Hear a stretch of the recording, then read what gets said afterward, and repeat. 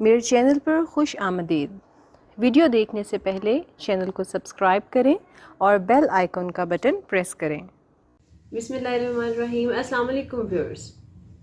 بعض اوقات ہماری زندگی میں بہت بڑی بڑی باتیں اتنی اہمیت نہیں رکھتی ہیں جتنی کہ چھوٹی چھوٹی باتوں کی وجہ سے ہماری زندگیاں یا تو بہت اچھی بھی ہو سکتی ہیں یا پھر بہت زیادہ خرابی کا شکار ہو سکتی ہیں۔ یہ انسان کی فطرت ہے کہ وہ درگزر کرنا چاہے تو بہت بڑی بڑی بات کو بھی درگزر کر دیتا ہے،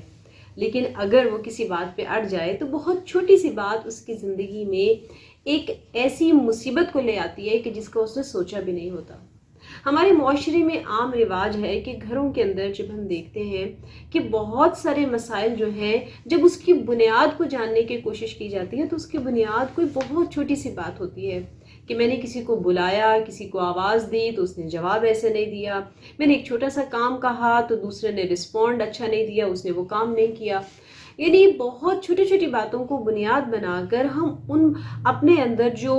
بغض ہے، جو کینہ ہے، جو نفرت ہے، اس کو ہم بڑھاتے چلے جاتے ہیں اور پھر بالآخر جو انجام ہے وہ انتہائی خوفناک صورتحال کے ساتھ ہمارے سامنے ہوتا ہے۔ آپ نے اکثر دیکھا ہوگا کہ جوائنٹ فیملی سسٹم میں کیا ہوتا ہے کہ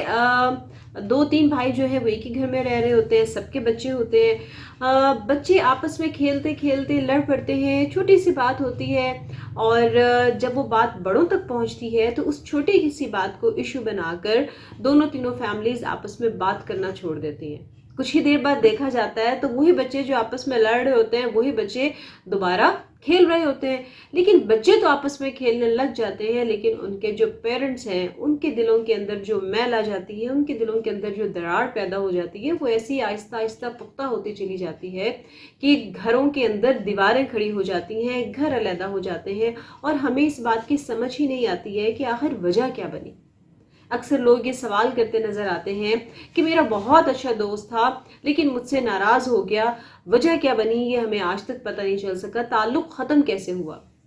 تو تعلقات کے ختم ہونے کے پیچھے بہت بڑی بڑی وجوہات نہیں ہوتی، ان کے پیچھے چھوٹی چھوٹی وجوہات ہوتی ہیں کہ جن کو بیس بنا کر جس کے اوپر ہم پاؤں رکھتے چلے جاتے ہیں اور پھر وہ ایک ایسا بڑا ڈھیر بن جاتا ہے کہ جس کے اوپر سے جب ہم گرتے ہیں تو پھر ایسی چوٹ لگتی ہے کہ اس چوٹ کا کوئی خمیازہ نہیں ہوتا، اس چوٹ کو ٹھیک نہیں کیا جا سکتا، اس چوٹ کی وجہ سے جو زخم آتا ہے وہ ہماری روح تک چلا جاتا ہے۔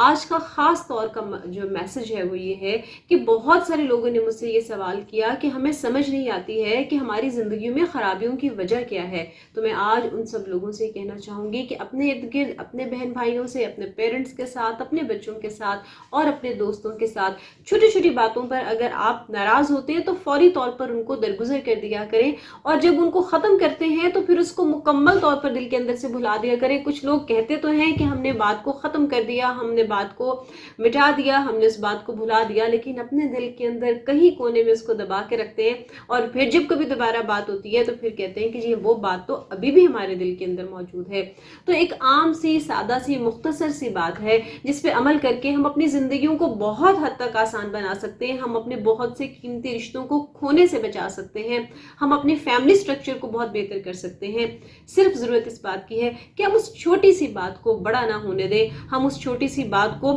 اپنی بڑی بڑی خوشیوں میں جگہ نہ لینے دیں، تو پھر دیکھیے گا زندگی بہت خوبصورت ہو جائے گی۔ اپنی دعاؤں میں یاد رکھیے گا۔ اللہ حافظ۔